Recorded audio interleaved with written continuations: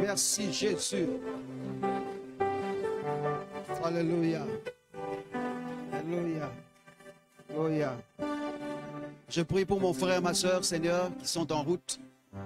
Et nous tous qui sommes en ces lieux, au Père, tu nous rassembles ce matin pour nous parler de toi et rien que de toi. Ce culte est à toi, Jésus. Nos chants sont à toi. Notre prêche est à toi, Jésus.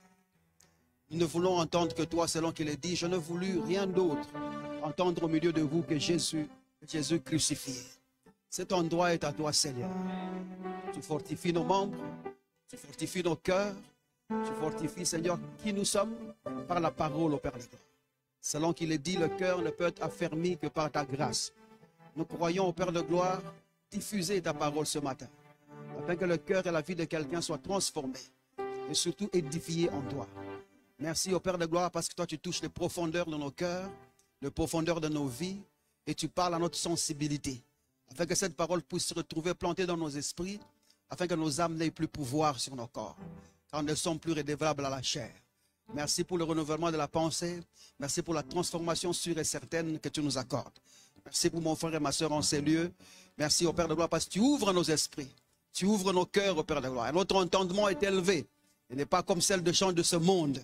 Parce que nous pouvons comprendre, Seigneur, au-delà de lettres et des paroles au Père de gloire que tu es en train de prononcer au milieu de nous. Merci au Père de gloire pour l'esprit derrière les lettres qui composent les Écritures, qui parlent à nos cœurs jour et nuit. C'est comme ça que nous te bénissons au Père de gloire. Merci Jésus. Merci au Père de gloire. Et quelqu'un m'aide à faire ces déclarations avant d'entrer dans la parole de Dieu ce matin.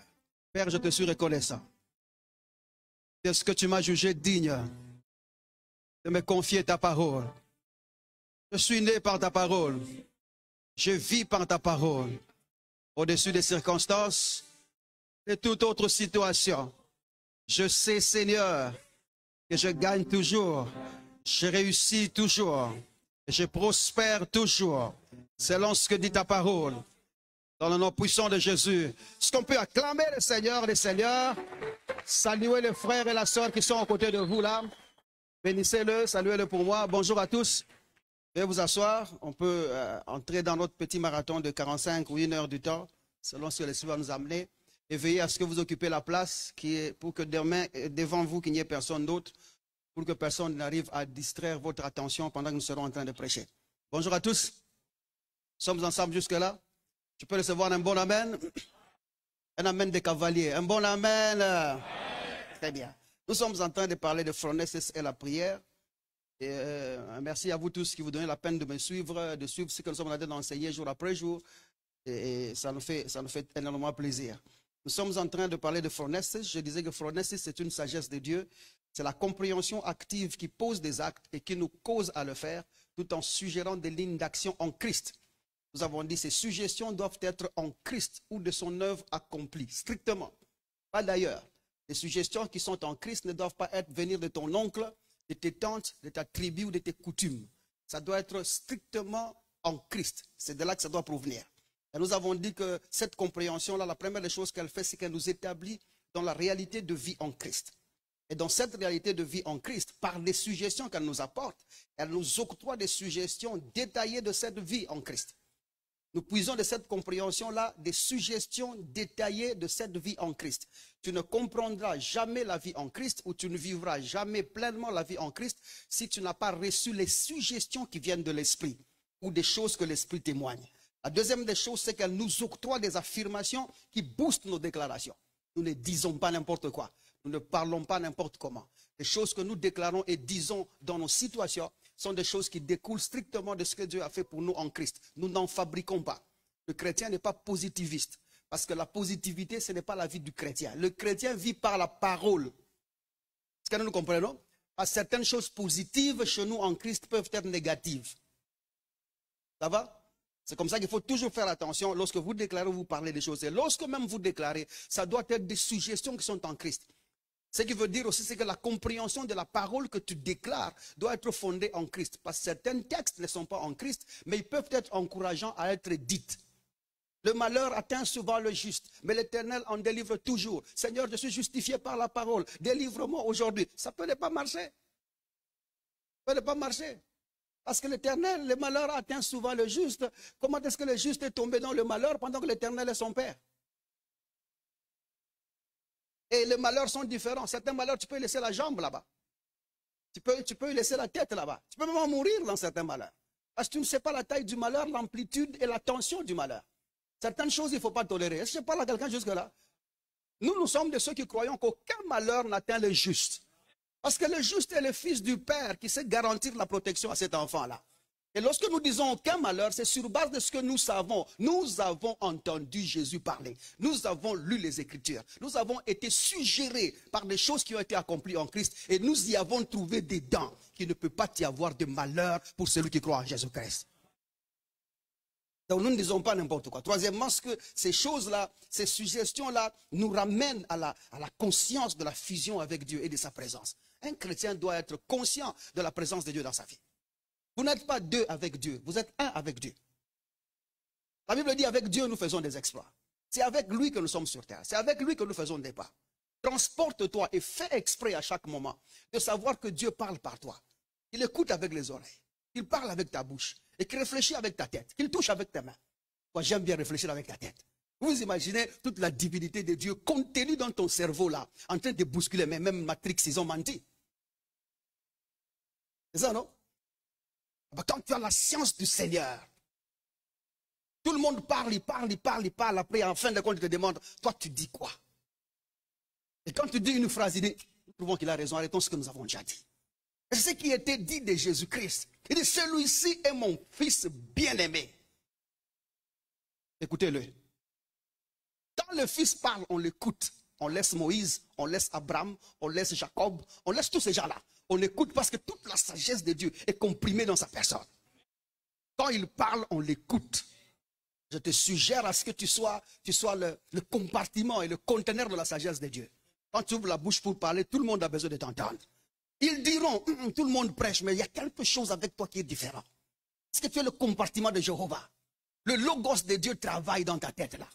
Quand tu parles, tu es en train de diffuser le processus de raisonnement de Dieu. Les gens ne peuvent pas défiler dans ton raisonnement. Les gens n'ont qu'à se plier à la manière dont tu places les mots, la manière dont tu composes les phrases, même la manière dont le mot et les lettres se composent en toi. C'est étonnant pour un francophone, parce que la sagesse de Dieu est en train de diffuser quelque chose là au fond.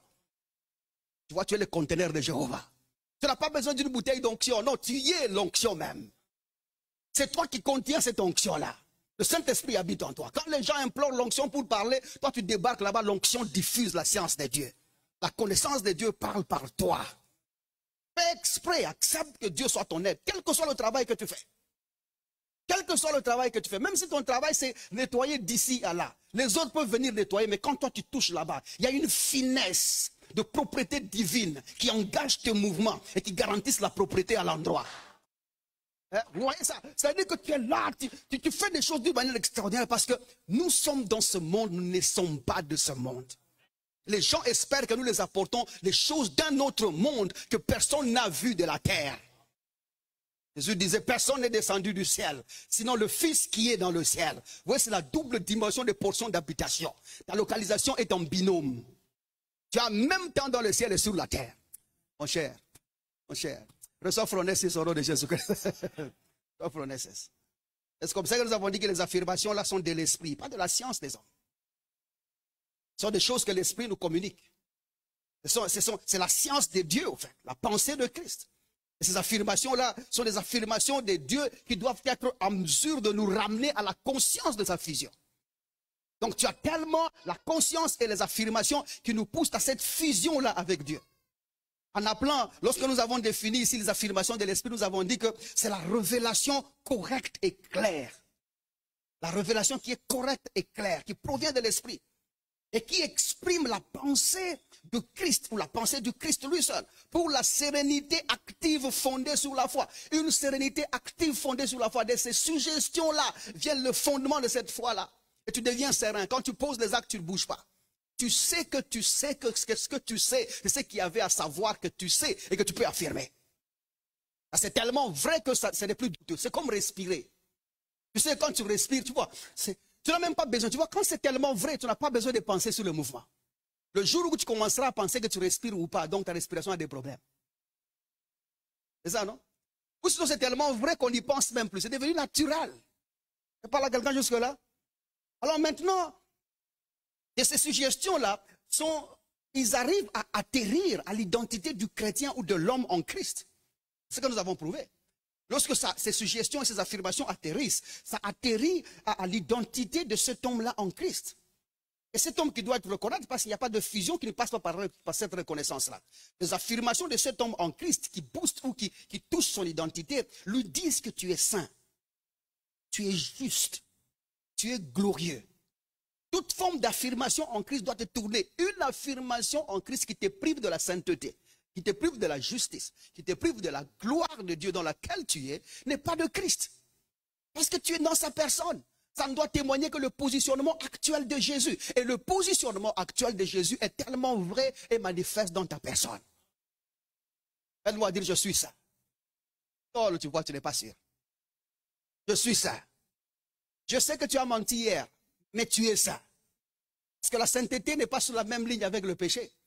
La sainteté, c'est l'acte par lequel Dieu exempte le croyant de la sentence suprême. Il était dit, l'âme qui pêche, c'est l'âme qui mourra. Le salaire du péché, c'est la mort. Et Jésus ayant offert de son corps à ta place dans sa mort, tu ne meurs plus. Le fait que tu ne meurs plus avec les condamnés comme toi, tu es exempté. C'est ça être ça. Vous êtes avec moi jusque-là? Et en d'autres termes, deuxièmement, tu es juste. La justice de Dieu ou la justification, c'est un don de Dieu. C'est la nature de Dieu imputée dans le croyant, qui lui donne les habiletés de se tenir devant Dieu, les hommes et le diable, sans culpabilité, sans condamnation et sans infériorité. La nature de Dieu. Dieu se décide de t'imputer de lui-même. Pour que comme c'est lui qui juge, qu'il se juge lui-même. Comme c'est lui qui condamne, qu'il se condamne lui-même. Comme c'est lui qui se répréhence lui-même. Mais oh, la Bible dit, il nous a présenté devant Dieu saint et irréprochable et irrépréhensible. Jésus nous a présenté devant Dieu sans tache. Je suis juste. Ça doit dire, je suis juste. Tu n'as pas bien dit, je suis juste. Il faut ajouter, et je le sais. Je suis juste et je le sais. Ce n'est pas moi qui t'informe, c'est ce que tu es. Tu es né comme ça. Papa, quand tu es né avec un gros nez, tu as un gros nez. Et quand tu essaies de le changer, tu meurs asphyxié. Est-ce que quelqu'un me comprend? Tu es glorieux. Jésus a fait une demande claire. Il ressuscite, il dit à son Père, écoute Père, donne-leur de ma gloire. Je sais que j'ai une gloire que j'avais depuis avant la fondation du monde. C'est de cette gloire-là dont je parle. Vous savez que Jésus ne vous a même pas, n'a même pas fait appel de la gloire qu'il recevait après avoir été, vous voyez, après qu'il meurt et qu'il ressuscite. Savez-vous que la gloire que Jésus a aujourd'hui, après qu'il meurt et qu'il ressuscite, est petite que la gloire qu'il avait avant? La gloire dans laquelle il vit, c'est la récompense de la mort, l'ensevelissement et la résurrection. Selon qu'il était dit, regardez comme un monstre. Selon qu'il était dit, assis-toi à ma droite, jusqu'à ce que je fasse de tes ennemis ton marchepied. Vous voyez ça? Jésus aujourd'hui donne la gloire de la droite, la gloire de l'autorité. Les yeux fixés sur Jésus, lequel, en vue de la joie qui lui était réservée, la joie qui lui était réservée, a souffert la croix, méprisé la honte et s'est assis à la droite du Père. Cette gloire qu'il a, c'est celle de la gloire du Père, qui était la joie de la récompense de l'œuvre salvifique qu'il t'a offerte. Mais au commencement de tout, quand il n'y avait ni ciel ni terre, il n'y avait ni lumière ni ténèbres, quand Dieu était Dieu en Dieu, cette gloire-là est incomparable. Et Jésus prie, il dit, Seigneur, tu sais, avant que je ne vienne, au commencement là, donne-leur de la gloire que j'avais là. Vous imaginez, vous n'êtes pas dans la gloire d'aujourd'hui de Jésus-Christ, qui est une gloire qui va finir. Parce que la Bible dit, assis-toi à ma droite jusqu'à ce que. C'est une gloire temporelle. C'est comme ça qu'il n'a pas demandé et dit, donne-leur de la gloire que je vais occuper quand je vais régner. Il a dit, donne-leur de la gloire du début. Avant que rien ne soit, parce que celle-là est infinie, elle est éternelle. Notez que si la rédemption est éternelle et que le salut est éternel, le don de la gloire ne peut pas être temporel. Je parle avec quelqu'un jusque-là. Un pasteur m'a dit, oh pasteur, tu vois des choses que tu dis là, des fois tu es en train d'embrouiller les gens. C'est comme si tu dis, papa, j'expose ma théologie. J'expose, je lis de la Bible, je vous expose les textes. Si vous avez des contestations, faites-les aussi à la lumière de là. La parole, si vous croyez que moi, si je sais que je suis dans l'erreur, je vais me plier. Comme moi, je n'ai même pas honte. Moi, je n'ai point honte de l'évangile. Quand je ne sais pas, je dis, je ne sais. C'est pas. C'est mon évangile. C'est moi qui ai commencé. Je suis mort pour vous à la croix. Ça me regarde dans quoi? Moi, je vous transmets ce que je sais. C'est ça, non? Si quelqu'un aussi trouve qu'il a reçu un tout petit peu plus que ce que j'ai, je vais me plier. Et c'est ça l'humilité. C'est pas ça l'humilité. L'humilité, c'est se plier dans ce qu'on a dit. Moi, je me rappelle. J'étais encore à l'école, je crois, en deuxième ou en troisième. Je suis en troisième. Je suis tombé sur une vidéo de... À l'époque, là, vous voyez, il n'y avait pas Facebook, il n'y avait pas tout ça. Et je suis tombé sur une vidéo qu'un monsieur, un pasteur du Nigeria avait dit. Il dit, on ne peut pas implorer le sang de Jésus. Ah, donc, j'ai dit ça, c'est l'erreur. Qu'est-ce qui se passe? Heureusement que j'étais dans l'humilité, je me suis dit, comme c'est une partie que je viens de suivre, je dois suivre la prédication en entier. Vous allez écouter la prédication en entier, ma vie a été complètement changée. Transformée complètement, je me suis dit que c'est la dernière fois que j'implore ce sang-là. Parce que le gars dans son sermon, il démontrait que le sang de Jésus, c'était sa vie. Et dès lors, quand nous avons vérifié dans les Écritures, on a compris que quand on parle du sang de Jésus, on ne parle pas du liquide qui a coulé, parce que le liquide de la croix ne sauve personne. C'est pourquoi il sèche. Si le liquide sauvait les gens, il ne sécherait pas. Nous irons avec nos bidons. Vrai ou faux, papa? Nous devions tous déménager là-bas. Mais tu t'imagines quoi? Ce liquide a déjà séché. La croix sur laquelle on l'a placé est déjà tombée. C'est comme ça que vous ne trouvez jamais à Metro Church une croix debout. Parce que quand vous êtes sauvés, vous n'avez pas eu de croix debout. La croix est tombée une fois pour toutes. Et on n'en parle plus. C'est un problème résolu. Enfin, ne rappelez pas Dieu tout le temps que la croix a été levée. Il sait qu'elle a été levée. Et nous vivons le fruit de pourquoi la croix a été levée. Maintenant qu'elle est en bas, ne la relève plus. Nous croyons et pensons du fond de nos cœurs. Aucune autre croix ne s'élèvera pour sauver n'importe qui. Celle-là qui a été levée une fois, l'a été une fois pour toutes. Parce que Jésus-Christ a dit, ce jour-là, je montrerai à la croix et la condamnation de tout le monde viendra chez moi. Il prendrait la condamnation de tout le monde. Et il a pris la condamnation de tout le monde une fois pour toutes et cela a suffi. Ça va jusque-là? Je suis arrivé ici, c'est très loin, je n'ai pas prévu de dire tout ça. Je suis en train de perdre mon temps. Quelqu'un a été aidé jusque-là? Et vous ne me répondez pas. Ça va jusque-là? Très bien. Maintenant, ça doit être une révélation claire. Et c'est là qu'après avoir reçu la révélation claire, nous avons essayé d'examiner certaines choses. Après avoir dit qu'un chrétien, l'homme en Christ ne peut pas être possédé ou l'homme en Christ ne peut pas connaître l'addiction, nous nous sommes posé des questions pour savoir est-ce que cet homme en Christ pouvait avoir la pression, la dépression ou l'oppression ou encore l'abattement. Ce sont des sujets sérieux parce qu'aujourd'hui nous voyons des chrétiens sous pression, nous voyons des chrétiens dans la dépression. Nous ne pouvons pas nous lever seulement et dire la dépression est démoniaque, nous la chassons au nom de Jésus. Non. Nous avons compris que ces choses-là, c'est des choses qui relevaient de l'état d'âme. Et qui ne peuvent partir que par la révélation de Christ ou de son œuvre accomplie dans la vie de cette personne-là. Si la personne n'est pas parvenue encore à parvenir à la révélation des choses de Christ, cette personne continuera à vivre la pression. En fait, ce qui te presse là, c'est l'absence de ce que tu ne connais pas qui peut te dépresser. Ce qui t'opprime là, c'est l'absence de ce qui t'opprime qui peut enlever l'oppression une fois pour toutes. Il y a une substance contenue dans la parole de Christ. Lorsqu'elle se révèle en toi, elle te fait parvenir à la compréhension. Tu ne subis pas la pression, tu ne subis pas la dépression. Et nous avons dit que ces choses-là concernent ce que Dieu a fait pour nous en Christ. Et ce sont ces choses-là que nous voulons déployer et essayer de voir parce que l'œuvre accomplie contient les manifestes. La manifestation contient les manifestes qui garantissent l'expulsion de la pression, l'expulsion de l'oppression, de l'abattement et même de l'oppression. Il y a le manifeste. Un manifeste, ça doit se lire. Un manifeste, ça doit se voir. Et ces choses-là sont dans le contenu ou dans le réserve de ce que Dieu a fait pour nous en Christ. Regardez ce que Jacques est en train de dire. Jacques chapitre 1er, à partir du verset 20. On peut commencer? Jacques chapitre 1er, à partir du verset 20. Personne ne me répond. On peut commencer? Très bien.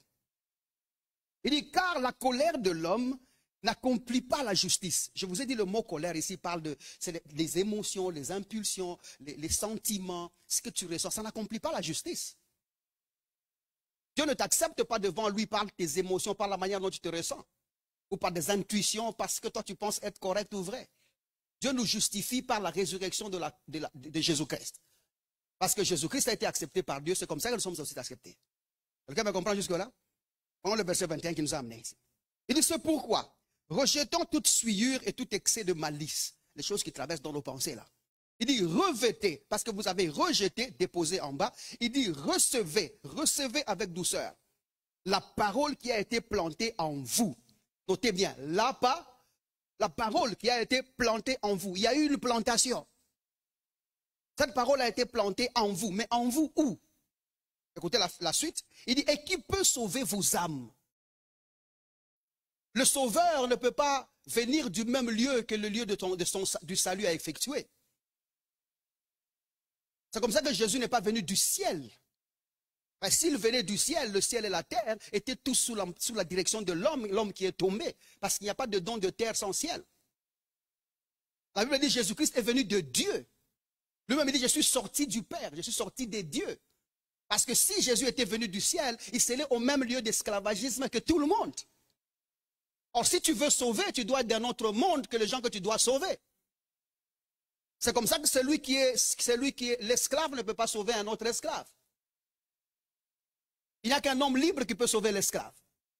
Et donc Jésus ne pouvait pas venir du ciel ni de la terre.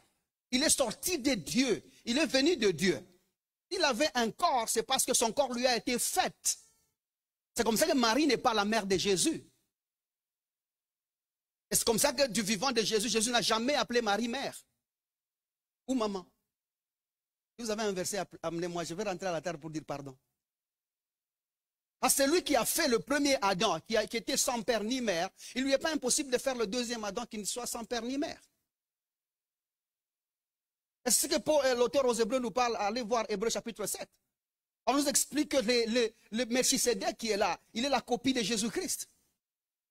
Melchisédek était sans père ni mère, Jésus-Christ est aussi sans père ni mère. Sur la terre, nous ne pouvons pas identifier un père terrestre à Jésus, nous ne pouvons pas identifier une mère terrestre à Jésus-Christ. Accepter que Jésus-Christ était né de Marie, c'est pour autant accepter le lien d'esclavage que Marie avait. Marie était homme comme tout homme sous les liens du péché et de la mort. Est-ce que nous comprenons jusqu'à là? C'est comme ça qu'il est venu de Dieu, pour avoir l'exemption de l'acte qui bloquait les gens dans l'homme. Jésus-Christ est la seule personne qui est venue sans crainte de la mort. Parce que lui, il disait, le brebis, le bon berger donne sa vie pour le brebis. Il dit, je donne ma vie et je la reprends. Il n'avait pas crainte de la mort. Mais tous les autres êtres là avaient crainte de la mort.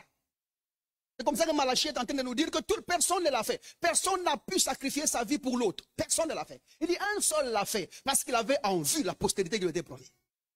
Ça, c'est Malachie chapitre 2, verset 14. Parce que vous, quand vous lisez Malachie, c'est seulement pour la dîme. Allez aussi voir ça, c'est intéressant. C'est un livre prophétique, Malachie, c'est un prophète. C'est ça, non? Parce que je sais que si tu vas ouvrir Malachie, ce n'est pas si on va te demander l'argent. Je pense qu'il faut qu'on rentre d'abord un jour parler de ces trucs-là. Chaque fois que je promets, on n'y va pas. Il faut qu'on ait un peu fini ces trucs de dîme là. Même si les gens m'accusent déjà que moi je n'aime pas la dîme. Je n'aime pas. Je n'ai seulement un payer mon carburant, c'est tout. Je suis content. Pas ça l'achat. Oh non, dîme, dîme. Parce que dans ta tête, tu crois que quand tu me donnes ta dîme, Dieu va multiplier. Non.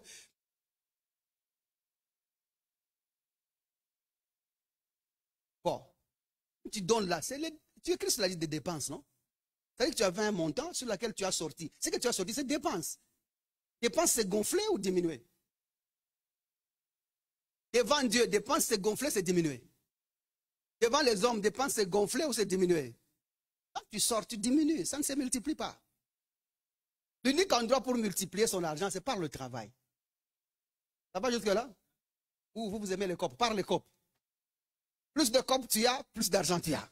Moins de copes tu as, moins d'argent tu as. Et vous savez, pour voir quelqu'un qui peut réussir, qui peut avoir plus d'argent ou pas plus d'argent, allez voir la quantité de son sommeil. C'est déjà le grand prophète.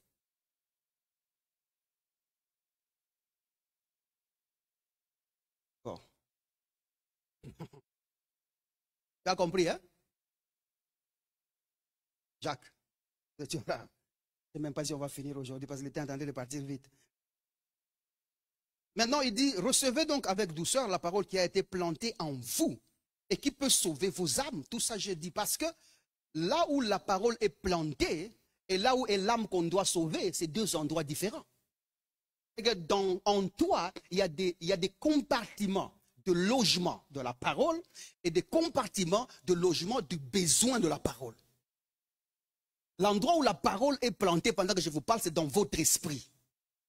Mais l'endroit où l'esprit et la parole doivent exécuter l'œuvre, c'est dans ton âme. Parce que la parole est plantée en toi afin de te permettre à renouveler tes pensées. L'âme, c'est le siège de tes anciennes pensées, le siège de tes anciens désirs et d'anciennes volontés et vouloirs. Maintenant, ça n'a pas été sauvé. Parce que du moment que tu es sauvé en Jésus-Christ, tu y entres avec tes préprogrammations passées.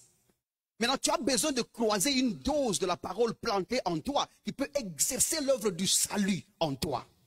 Et quand nous parlons du salut, ça ne veut pas dire que le salut en Jésus-Christ est incomplet. Il est parfait et complet par le fait qu'il y a des provisions qui te sortent de tes intentions humaines et qui bannissent le processus de ton raisonnement mondain. Il faut que la parole soit là afin d'affluer, de communiquer et de supplanter l'exercice du processus de tes pensées afin que tu raisonnes dans l'alignement des choses en Christ. Aussi longtemps que tu ne parviens pas à la pensée de Christ, l'Esprit continuera à faire l'œuvre. C'est comme ça qu'il a été envoyé. Il est dans une mission, c'est un envoyé. Le premier apôtre que nous avons en tant que croyants dans nos vies, c'est le Saint-Esprit. Le Saint-Esprit, c'est l'apôtre dans la vie du croyant, un envoyé du Seigneur, afin d'apporter l'aide de te sortir de tes anciennes intentions, des anciennes manières de vivre, des anciens processus de raisonnement. C'est l'Esprit qui fait ça. Et l'Esprit qui fait ça le fait par la parole. Il y a une parole qui est plantée en toi et qui vient s'implanter dans ton esprit. Tu ne peux pas avoir deux esprits. Un chrétien n'a qu'un seul esprit et c'est le Saint-Esprit. Et cette parole qui est là, plus tu écoutes, plus tu entends, le Saint-Esprit en toi peut ramener à la compréhension parfaite afin de confondre tes raisonnements et renverser ton processus de raisonnement et les murs qui empêchent que tu fonctionnes dans la plénitude de Jésus là. Cette parole dans ton esprit a les aptitudes, les capacités, les valeurs, les armes qu'il faut et connaît les profondeurs, même les sources d'où est venu ton raisonnement là. Il peut aller affliger ça, ramener ça et sauver ta personne tout en brisant tes attachements passés là. Le Saint-Esprit peut faire ça. Et c'est cette parole-là qui est l'outil qui peut le faire. C'est comme ça qu'il faut faire confiance à l'évangile du Seigneur. Paul dit, je ne prends honte de l'évangile, car c'est une puissance de Dieu pour le salut de quiconque croit. Le mot salut là-bas, c'est soteria. Sortir quelqu'un d'eux. Sortir quelqu'un d'eux. Le salut a des vertus de couper, trancher, briser et tout faire. Il n'y a pas un seul endroit où l'évangile peut entrer et n'est pas en mesure de sortir quelqu'un.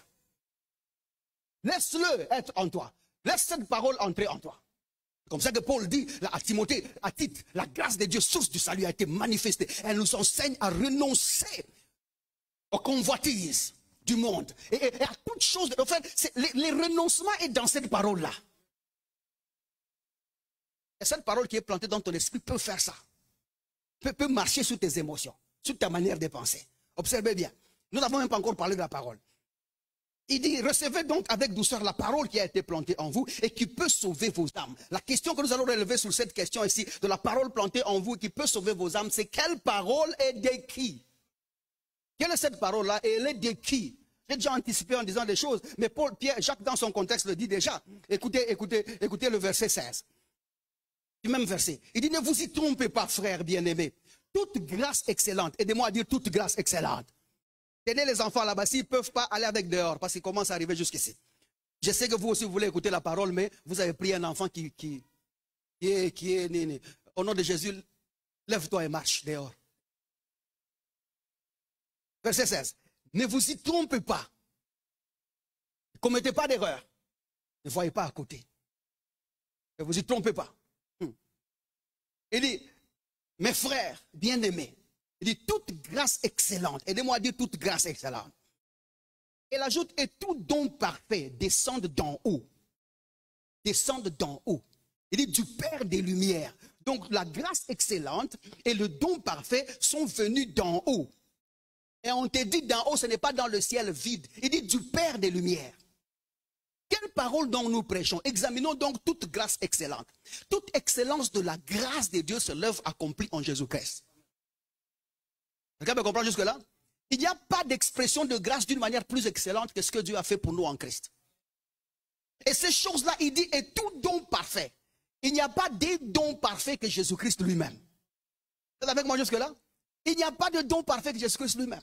C'est ce que Paul est en train de dire aux Romains, je crois au chapitre 4, verset 7. Il dit que nous avons tous reçu la même mesure du don de Christ. Ou du don de grâce, dit-il. Le don de grâce. Christ, c'est le don. Christ, c'est la grâce de Dieu. La grâce parce qu'elle accomplit son œuvre et les dons de sa personne qui accomplit cette œuvre-là. Vous êtes avec moi jusque-là? Maintenant, il dit, c'est quelle parole?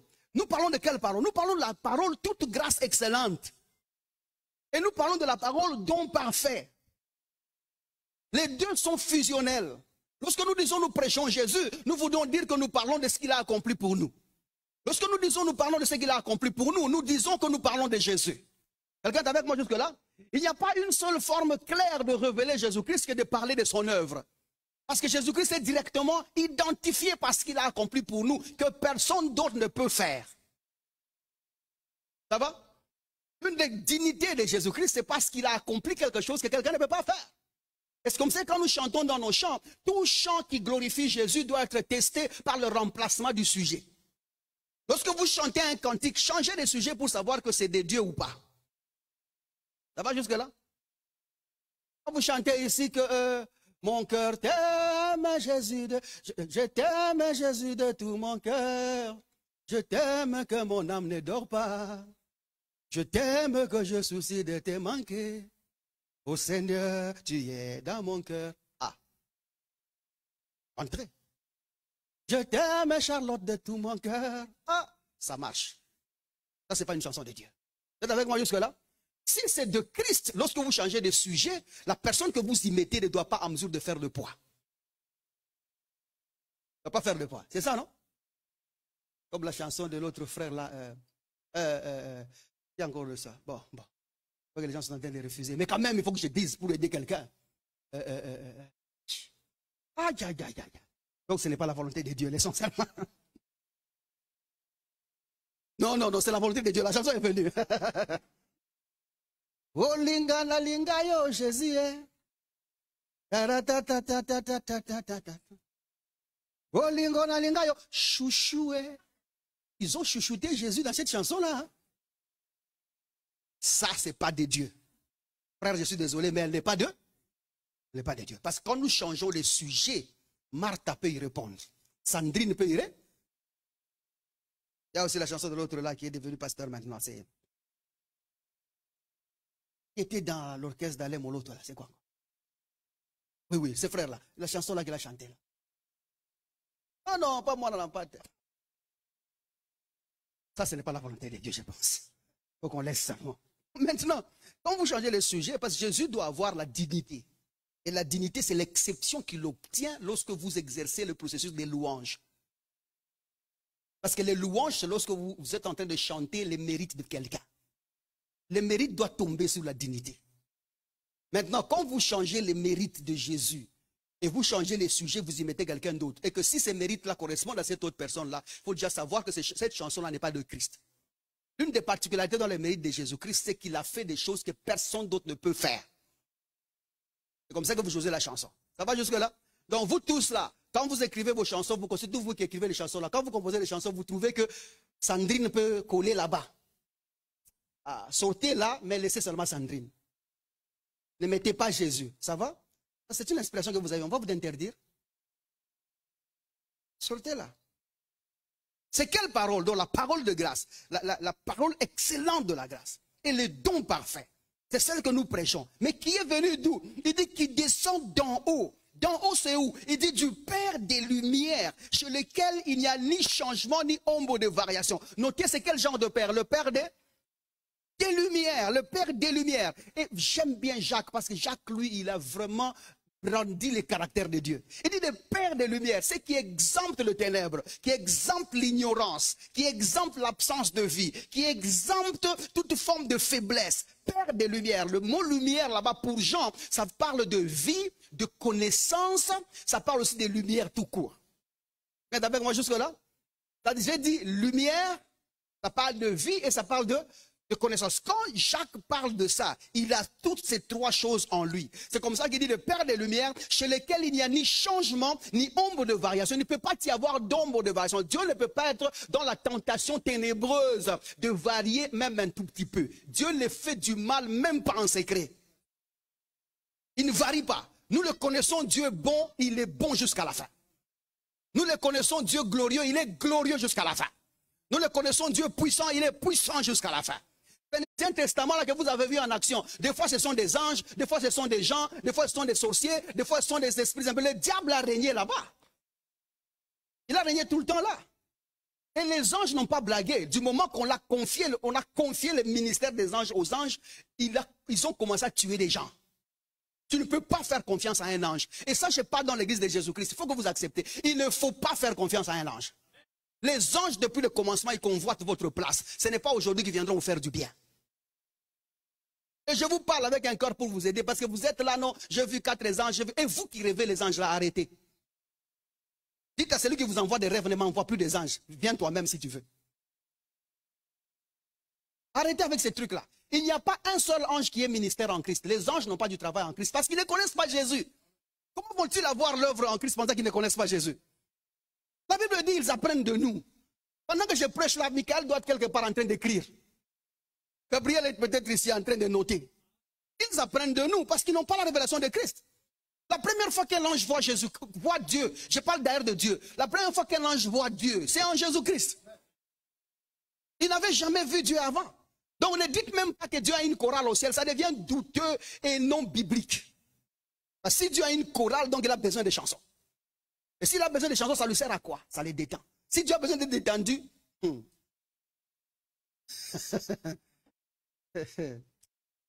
oui, parce que vous confondez Dieu avec les prophètes de l'Ancien Testament qui étaient dans leurs humeurs, dans leurs émotions, qu'on devait chanter pour qu'ils prophétisent. Dieu n'a pas besoin de chants.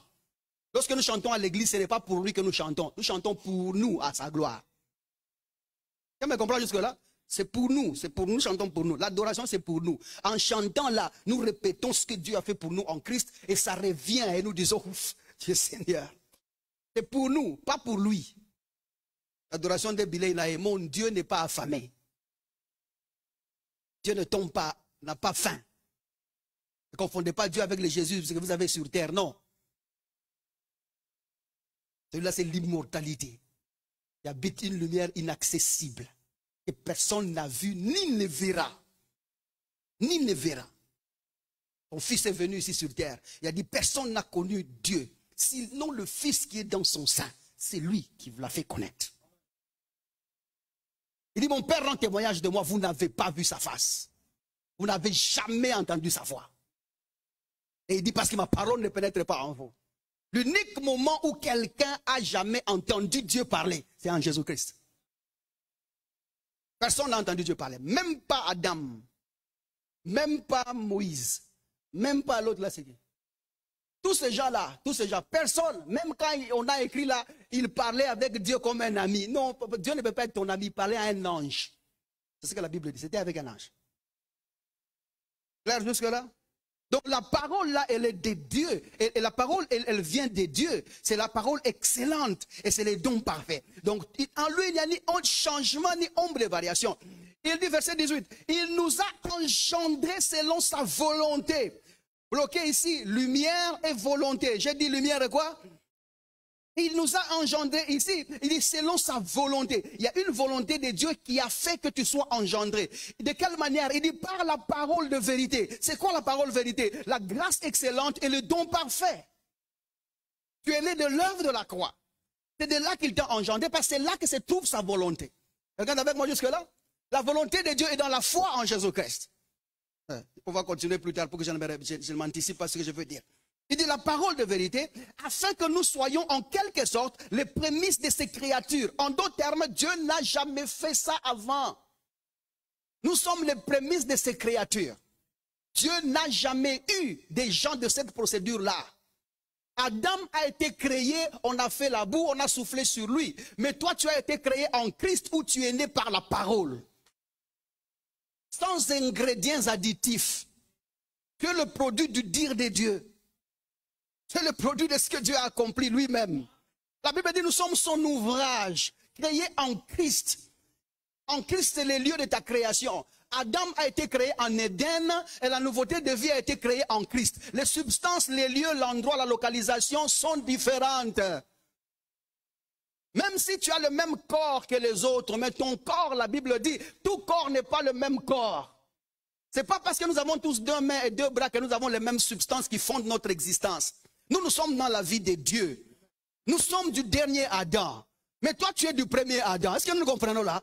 Quand je parle, il y a des substances de Dieu qui sont en moi, qui ne sont pas compréhensibles des hommes. Les hommes peuvent voir, m'identifier corporellement comme eux, mais la Bible dit, dès maintenant que vous avez crié au Seigneur, nous ne connaissons plus Jésus de la même manière. Il dit, si nous l'avons connu, Christ, de cette manière-là, nous ne le connaissons plus de la même manière. Car si quelqu'un est en Christ, il est une nouvelle créature différente de celle que nous avons croisée à Jérusalem.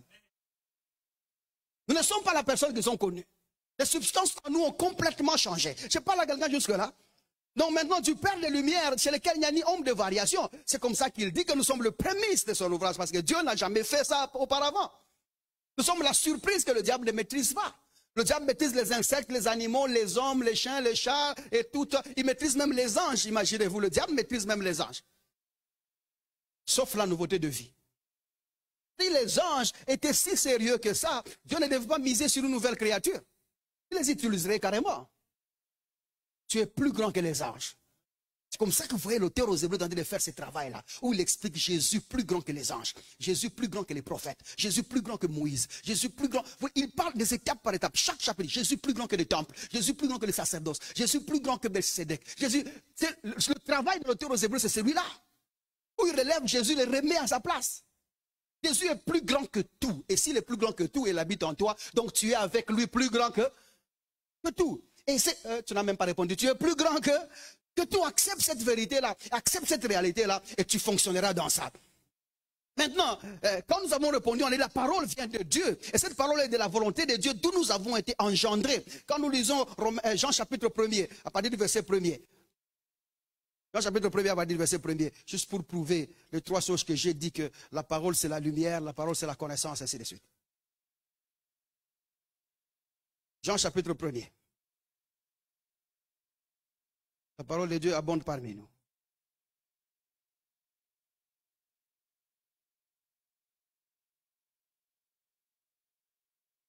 Regardez ce qu'il dit. Au commencement était la parole, et la parole était avec Dieu. Notez que au commencement était la parole, et cette parole était avec Dieu. Et la parole était Dieu. Au cas où tu veux faire deux choses, c'était la même personne qui était la parole. Quelqu'un me comprend jusque-là? Le mot parole là-bas, c'est logos, le processus de raisonnement de Dieu.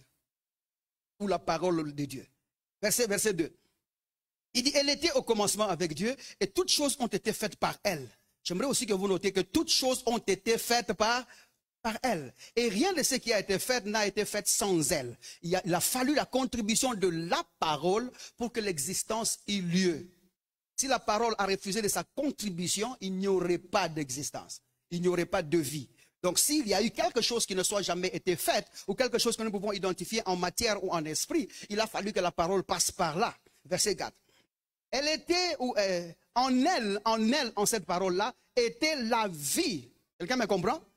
En elle était la vie. La parole, c'est la vie. Et la vie était la lumière des hommes. La parole, elle est la vie, et la parole est la lumière des hommes. Au verset 5, il dit, la lumière luit dans le ténèbre, et les ténèbres ne l'ont pas reçue. J'aimerais sauter 6 passages sur ces commentaires. Allons au verset 9. Il dit, cette lumière était la véritable lumière. On parle ici d'une véritable lumière. En cette parole, où la parole est la véritable lumière, la parole est aussi la vraie vie.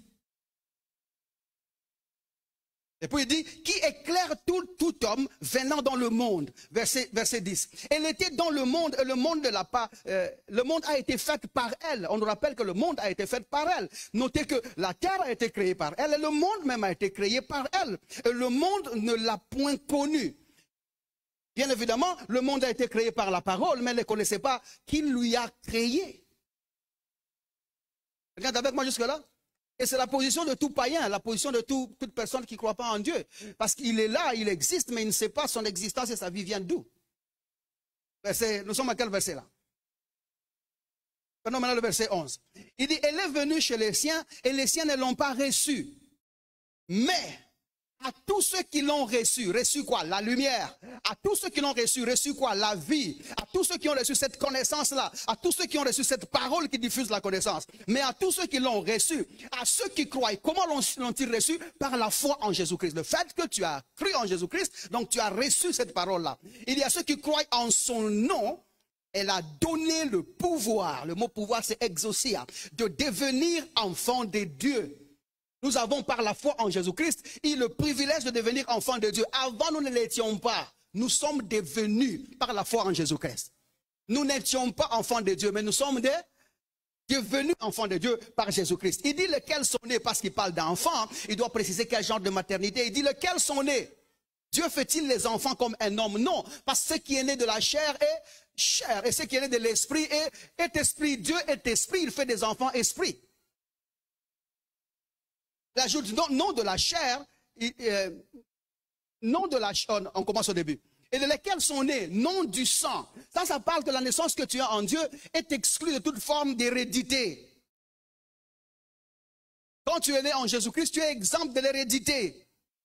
Il dit ni de la volonté de la chair, ni de la volonté de l'homme, mais de Dieu. Il y a donc une volonté qui a causé l'engendrement. Le mot existe.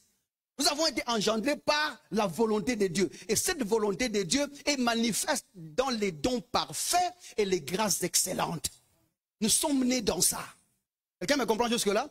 Et il est bien que nous puissions identifier ces choses avant que nous procédions dans ce que nous avons. Maintenant, est-ce le croyant peut-il connaître la pression, l'oppression et la dépression? Quelqu'un qui est dans la lumière, la vie et la connaissance, peut-il connaître la dépression?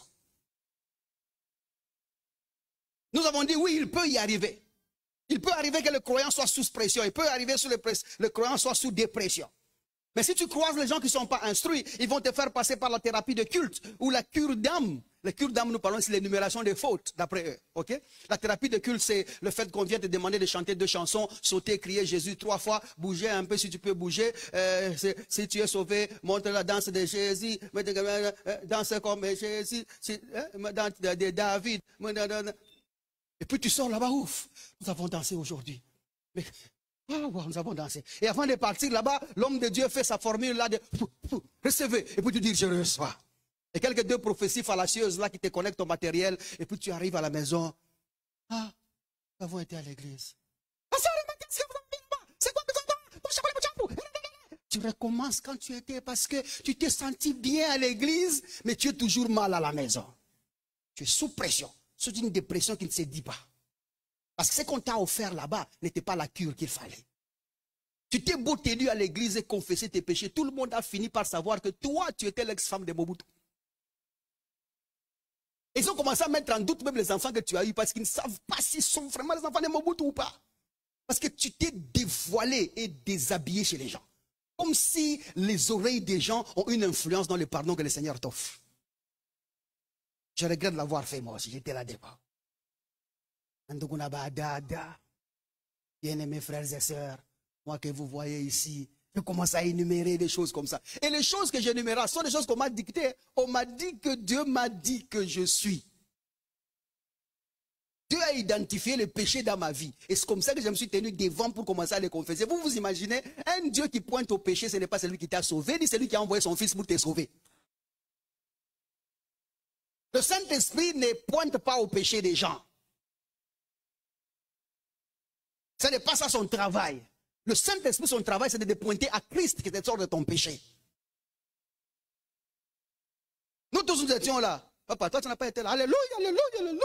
Vous charrez, vous charrez.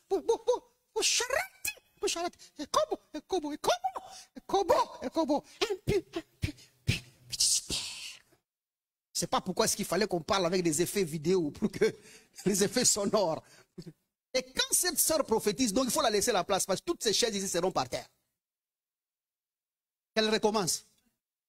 Parce qu'à l'époque, j'étais ignorant. Maintenant, je sais que quand Dieu veut nous parler, il est dans la tranquillité de la diffusion. Dieu n'a pas besoin de laisser un désordre pour qu'on croie que c'est lui qui parle. L'ignorance vraiment nous a exposés à l'époque. Qu'elle revienne. Elle était là en train de nous bousculer. Nous étions tous menacés. Nous avons cru que Dieu avait quelque chose à faire. Une autre là nous a balancé un truc que je n'oublierai jamais. Elle commence à... C'est quoi les problèmes? Et mon papa qui était là à côté, il dit, parle Seigneur, parle. Parce que papa avait tellement confiance que ça, c'était la source de l'information. Tellement confiance, parle Seigneur, parle. C'est fâché, c'est fâché, c'est fâché, c'est fâché. Puis là, elle dit en Swahili, mais Mungu, mais la croissance Timba, Timba qui s'est Yuda.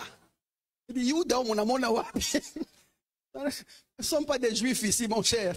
Ici, Tu vas venir comme lion de la tribu de Juda. Tu es en Judée ici. Si tu es au Congo, mon cher, tu t'es trompé d'adresse. Va là où on t'attend. Va à la tribu de Juda. Ici, il y a des Congolais. Tu es venu comme un lion. Les lions de la tribu de Juda. Je suis en colère. Je suis en colère. Dieu est en colère. Dieu est en colère. La Bible nous dit clairement, la colère, c'est l'œuvre de la chair. Pas de l'esprit, de la chair. Et Dieu ne peut pas être bousculé par les œuvres de la chair pour venir au milieu des gens, pour sortir les gens de la chair dans laquelle ils se trouvent. Dieu deviendrait un complément d'objet indirect au renforcement des mauvais caractères des gens. Parce que lui-même s'énerve, donc nous tous nous énervassons. Et c'est comme ça qu'il vient des fois en colère. Allez lire la Bible, bien aimé, ça va vous libérer. Vous voulez d'amener les gens dans vos conceptions. Le caractère de Dieu a été violé dans les églises comme ça.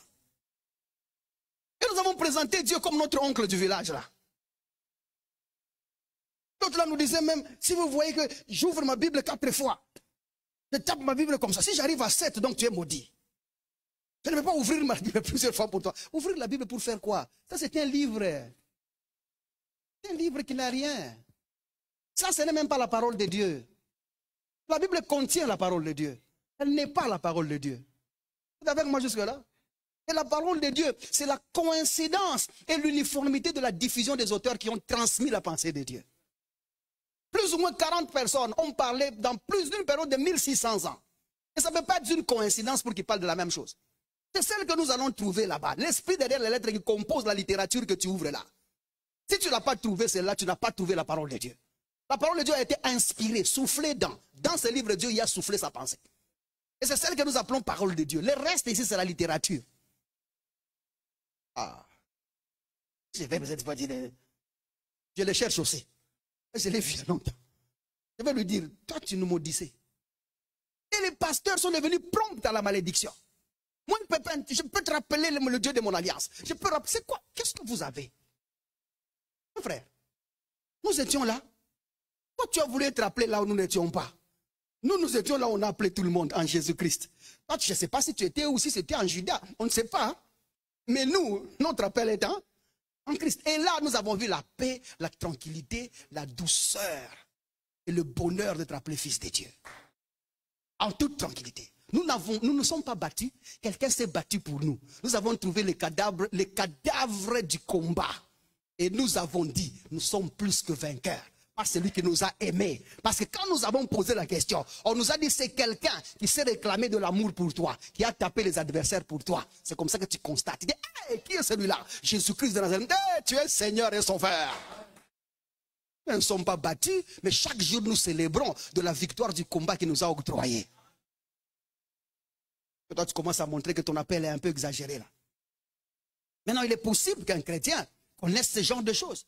Qu'il soit dans la pression ou dans l'oppression. Mais si tu as des mauvaises personnes qui t'aident dans ça, tu vois tout ce que tu auras, c'est la thérapie de culte ou encore la cure d'âme. Et tu vas rentrer à la maison, tu te sentiras bien à l'église. C'était bien à l'église. Mais quand tu arrives à la maison, tu retournes la même personne. Parce que ces choses-là, que ce soit la thérapie de culte, que ce soit la cure d'âme, ces choses-là ont l'apparence de la piété, mais renient directement ce qui en fait la force.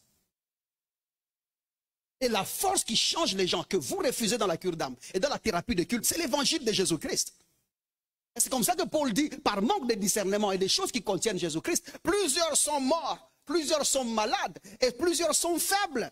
Trop des hypertendus dans l'église, trop de gens sous tension, des hypotendus, des hypertendus. Nous les trouvons dans l'église parce que ces gens n'ont pas été collés à la cure qu'il faut.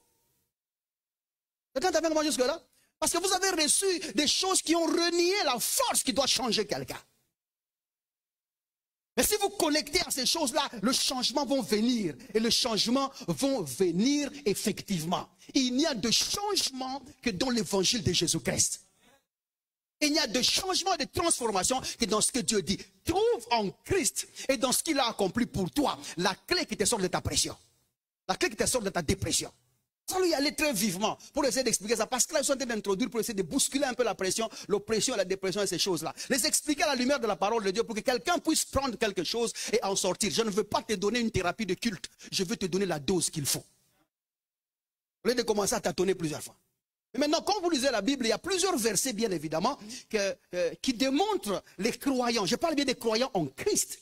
Ou des gens même dans l'Ancien Testament qui ont cru en Dieu. Qui ont eu Dieu comme leur créateur, ou Dieu comme étant celui à qui ils servaient. Il y avait des gens qui ont fait confiance au Seigneur, qui sont dans l'Ancien Testament, dans le Nouveau Testament. Plusieurs versets parlent comme ça et expliquent les vécus des gens. Qui ont vécu dans la pression, dans l'oppression et la dépression. Plusieurs versets. Mais seulement 2 Corinthiens chapitre 4 à partir du verset 8e démontre mieux ces luttes-là. Et en même temps offre des perspectives spirituelles afin d'y sortir. J'aimerais qu'on fasse la lecture et puis on va entrer dans les chérollements. Mais mon temps est fini. Lisons seulement et puis on va voir les choses. Ce dernier temps, si vous ratez les cultes, vous allez déprimer vous-même. Ça va? Vous ne me répondez pas, ça va? J'ai dit combien? 2 Corinthiens chapitre 4, à partir du verset 9. Il n'y a pas un verset qui explique tout au même endroit comme ça. Regardez le verset 8. Il dit, nous sommes pressés de toute manière, et non réduits à l'extrémité. Il dit de la détresse, mais non dans le désespoir. Persécutés, mais non abandonnés. Abattus, mais non perdus.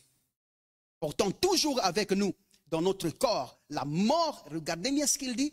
Il dit, portant toujours avec nous. Nous la portons quand? Dans notre pression, dans notre dépression, dans notre abattement. Nous continuons à porter toujours avec nous. Avec nous. Nous portons avec nous.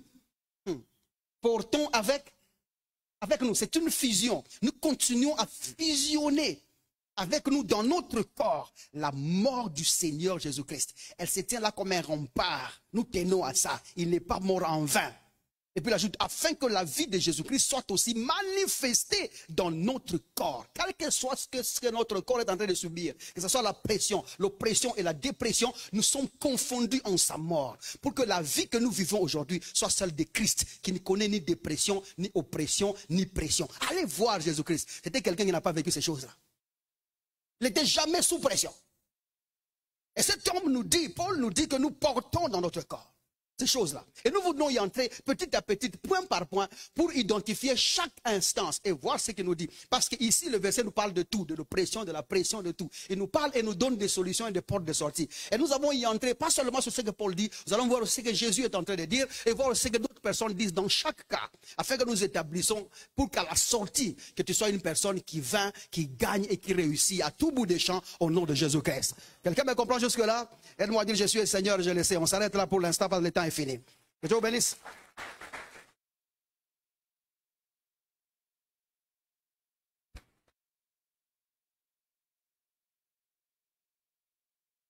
Pour ce qui est de dire, oh non, le pasteur là, il a coupé parce qu'il n'avait pas encore préparé. Non.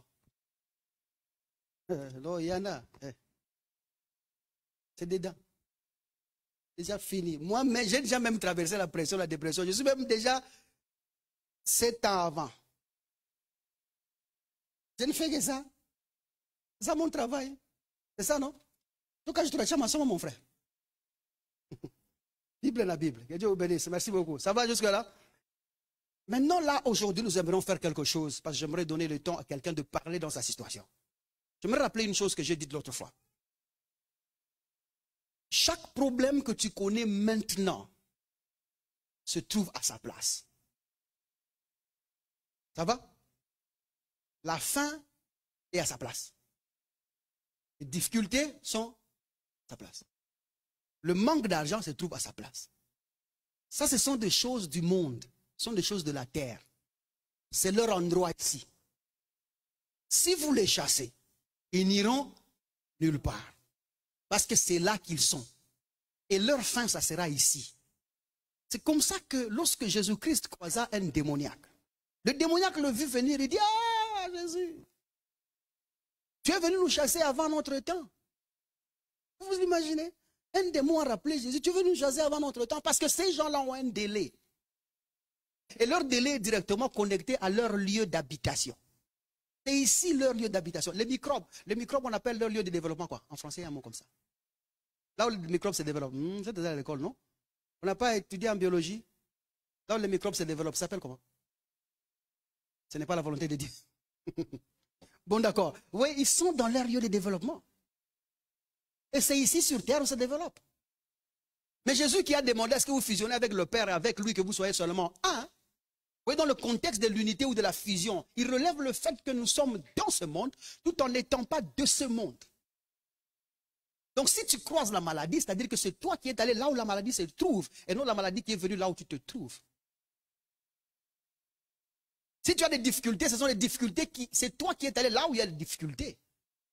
Et non les difficultés venir là où tu te trouves. Parce que la Bible dit clairement qu'il nous a délivrés et nous a transportés dans le royaume de son admirable Fils des Lumières. Regarde avec moi jusque-là. Nous sommes maintenant à un autre endroit. Nous pouvons être avec les autres ici sans être avec eux. Alors comment est-ce qu'on échappe à ces choses? Quand nous étions des enfants, on nous disait, tu peux dire maladie sort. Et nous avons constaté que ça ne partait pas. Et si ça partait, je vous rappelle, c'était parce que Dieu t'aime. Sinon, ça ne doit pas partir.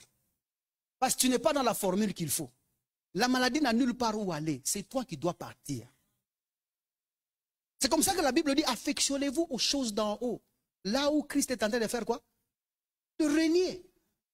C'est-à-dire c'est toi qui dois joindre, entrer dans le règne de Christ. Chaque fois que tu descendras du règne de Christ dans tes pensées, dans ton processus de raisonnement, dans ton esprit, tu viendras vivre avec la maladie et la souffrance sur terre. Je ne sais pas si je parle à quelqu'un jusque-là. Et ça, je vous parle, vous, et je me parle moi aussi. Très souvent, nous croisons des situations, nous trouvons que nous allons... Qu'est-ce que tu es allé faire là? Tu t'imagines lorsque toi, tu es la personne qui chasse tout le temps, qui frappe tout le temps, qui tape tout le temps. Maintenant, tu te retrouves dans le camp de ceux dont tu trappes parmi eux seuls. Vous avez compris un peu mon raisonnement là? Qu'est-ce que tu fais? Tu seras tapé. Vous vous rappelez des fils de Shiva? Leur père était un exorciste. Ils arrivent, ils trouvent un démoniaque hors de culte. Je dis bien hors du culte. Paul n'est pas là, leurs parents ne sont pas là. Ils rencontrent un démoniaque hors de culte. Et ils veulent l'expérimenter. Non, le lieu d'abord, il est mauvais. L'entourage est mauvais. Ils posent la question. Et ils disent, démon sort. Au nom de Jésus-Christ que Paul prêche, le démon sort. Le démon dit, je n'ai nulle part où aller. Paul, je connais. Jésus, je connais. De qui s'agissez-vous? Donc ça veut dire, qui êtes-vous? Et la Bible dit, ils ont été chicotés. Les habits ont été déchirés. Ils ont fui dans la ville nue. Et plusieurs personnes aujourd'hui sont déshabillées par l'ennemi. Parce que plus ils essayent d'efforts de fonctionner dans une formule qui n'est pas celle de Christ, ils se retrouvent toujours sous la nudité des circonstances. Et c'est comme ça que très souvent, ton nom commence à ressembler aux difficultés, aux problèmes que tu traverses. Et toi-même, d'une manière consciente, tu n'as même pas honte de dire aux gens que estomac est angouille. Ma gastrite ici, mon hypertension ici, ma tension. Tu vois, c'est le dévoilement. Pourquoi celui qui vit dans la cité commence clairement à dire « je suis malade » ? Parce qu'il a été déshabillé par l'esprit qu'il a croisé sur sa route. Mais aujourd'hui, je vous parle comme ça en tant que votre pasteur et en tant que le guide qui est là. Je vous dis clairement que ce n'est pas à la maladie de partir, mais c'est toi qui dois partir. Et l'unique moyen de partir, c'est d'accepter la fusion avec Dieu. Tu dois enrichir la vie spirituelle que tu as. Tu dois être tout le temps dans l'esprit. Les gens qui sont dans l'esprit ne sont pas dans ce monde. Essaye tout le temps d'entrer dans la plénitude de l'esprit tout le temps. C'est comme ça que tu te transportes d'un niveau à un autre. N'ayez pas une vie minimaliste. Surtout vous qui croyez dans l'évangile que nous prêchons ici. Et vous qui prêchez Jésus, Jésus. Du moins, pas nous, pas moi. Ceux qui prêchent l'évangile de grâce là, ils ont tendance à minimiser la vie de la prière et la vie de l'esprit. Cette parole n'est effective que dans l'environnement de l'esprit. C'est l'esprit qui témoigne, c'est l'esprit qui rend effectif ces choses. Si tu vas refuser d'être pleinement rempli de l'esprit tout le temps, ne passe pas, écoute, réfléchis un peu. Tu passes 3 heures sur TikTok, 4 heures sur Facebook. Ces heures-là, si tu les concentrais vraiment, rempli de l'esprit, à prier dans l'esprit, tu vois, tu ferais de grands pas. Et je te dis la vérité, depuis que tu as reçu Jésus-Christ comme Seigneur et Sauveur, toutes les victoires que tu as eues, rappelle-toi de ces temps-là, tu étais en Christ, tu étais concentré dans ces choses. Parce que ça ne trompe pas. Du moment que tu reçois Jésus-Christ comme Seigneur et Sauveur, la vie de fraude finit. Ce que j'appelle vie de fraude, c'est quand Dieu pense à ta place. Dieu aime tout le monde. Il aime même les païens. C'est comme ça qu'ils reçoivent des miracles. Mais quand tu es en Christ, tu dois commencer à vivre responsablement. Tu dois te prendre en charge. Tu dois assumer qui tu es et ramener Dieu dans la plénitude de son exercice. Accepte de quitter la terre. Je ne te dis pas de mourir. Ce n'est pas ce que je te dire. Tu es déjà mort.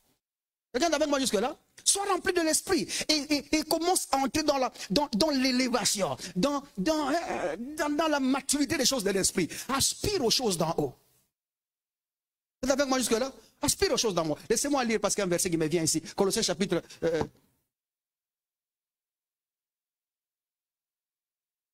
Colossiens chapitre 1er. J'ai déjà fini. Ça, c'est juste pour qu'on entre en prière.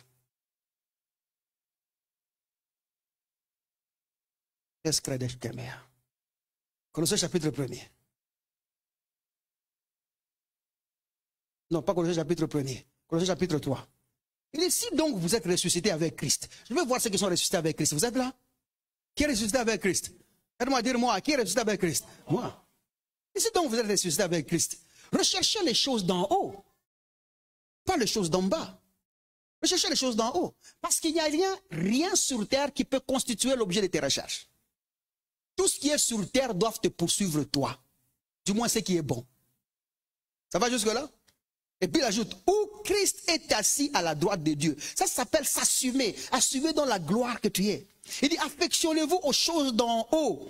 Affectionnez-vous aux choses d'en haut. Vous voyez le mot affectionnez-vous qu'on a travaillé là-bas, c'est le mot phronéo. Phronéo qui veut dire, avec toute compréhension, entre dans les choses d'en haut. Entre dans les choses d'en haut. Et puis il dit, et non à celles qui sont sur la terre. Quand tu commences à t'affectionner, à essayer de trouver, à comprendre pourquoi est-ce que la maladie est venue, pourquoi est-ce que la souffrance est venue, pourquoi est-ce que les problèmes sont venus, si c'est tout ce que tu cherches à comprendre, tu n'es pas dans les phronéos, tu es dans les raisonnements des hommes parce que tu identifies les choses. Pourquoi tu ne veux pas quitter? C'est toi qui es au mauvais endroit. Essaye de monter. Monte un peu. Quelqu'un est avec moi jusque-là? Monte un peu. Aide-moi à dire à ton voisin, monte un peu. Un peu plus fort, monte un peu. Non, je suis malade. Pourquoi tu vois que tu es malade? Tu vois que tu es malade parce que tu es là où la maladie se trouve. Monte au nom de Jésus-Christ. C'est comme ça que comme un seul corps aujourd'hui, j'aimerais vous prendre juste 5 minutes où nous nous tenons comme un seul corps, comme des gens vaillants. Et nous disons au nom de Jésus, j'ai identifié la maladie dans ma vie, elle ne peut pas y être. Seigneur, ma vie ne peut pas descendre au nom de la maladie. Elle est plus élevée que celle-ci. Elle est plus haute que celle-ci. Et affectionne-toi aux choses d'en haut. Prie en esprit si tu peux. Commence à parler comme quelqu'un qui est dans un autre horizon. Comme quelqu'un qui est dans un rang spirituel où la maladie et la souffrance ne peuvent pas toucher et arriver. Ça va jusque-là? Vous m'avez compris? Tiens-toi debout comme ça, on exerce ça. Tiens-toi debout en acclamant le Seigneur comme ça. Là, je vois que vous êtes un peu éveillé là.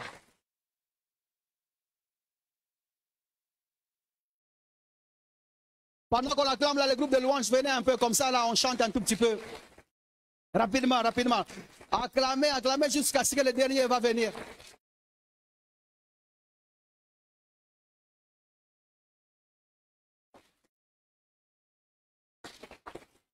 Et ces choses, merci.